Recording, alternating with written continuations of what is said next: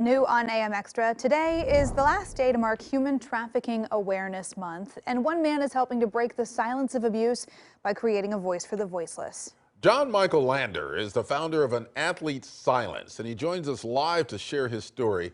Good morning. Good morning. Yeah, give us the background. What is your story and what is it about it that led you to do this? Sure. As a 14-year-old Olympic-bound athlete, the adults that were entrusted in my training, they groomed and trafficked me into silence, causing the most exciting time of my life to be filled with shame and guilt, while I still went on to win gold medals at the Norway and Danish Cups.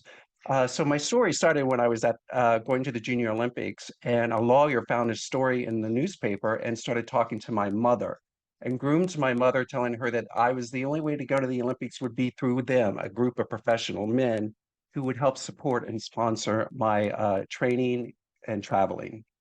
Well, John Michael, I'm so sorry that that happened to you, commend you for all of the professional success despite a lot of this personal trauma. Why did you decide to really, step into the limelight here later in life and share your story and talk about this issue?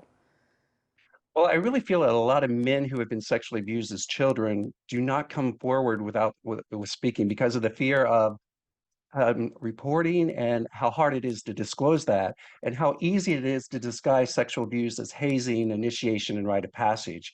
And it wasn't until later, and I was a teacher at a high school, that a sophomore came in and talked to me. And that's when I started realizing, hey, I have not dealt with my issues. And then I went ahead and wrote a book, and then I did a TED Talk, which shared and publicly in front of everyone that I was a victim of trafficking as a teenager through high school. Now, in the course of all of this process, what helped you? What successes have you found in your journey?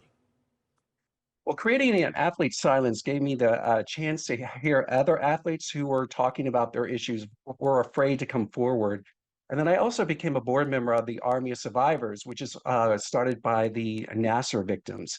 And so we started to create this ability to hear athletes, to hear them speak and tell their stories, which the more we tell our stories, the more we help people and people can come forward and get help. And so it's a matter about all that. And then I created a thing called the predatory grooming trifecta, which illustrates how the predator will groom the institution first, parents second, and then the child, which allows this predator to go undetected for years.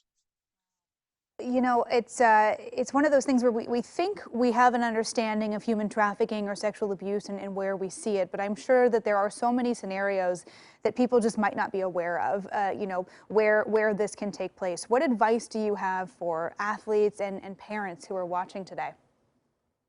Yes, thank you, Emily. I want to make sure that everybody understands that the term trafficking has a strange wide range now. Due to the fact that we are now believing that it's happening all over the place, anyone could be trafficked at any time in any place. And in my experience, I was trafficked by successful professional men in a group that was very tight knit. So I just want everyone to know that this happens all over the place, especially when large sporting events happen. And it's easier to disguise and disclose, keep men silent who are being trafficked because it's not so obvious. We're taking them to a sporting event, all this stuff. So we need to be able to hear that. And parents need to really start following their instincts, asking the tough questions, and listening to their children. Because as you know, 1 in 4 females and 1 in 6 males are sexually abused before 18, and 90% know they're victims. But I believe that these are even higher in males. John Michael, we have to go now, but where can people learn more? What if you're a parent or an athlete and you're looking for resources? Where can you go? I would go to the An Athlete's Silence would be one place, or the Army of Survivors. And RAIN also has a very great resources for you. Awesome. Well, thank you very much for sharing your story. It's an important one, especially during this Human Trafficking Awareness Month. We appreciate your time this morning. Thank you very much.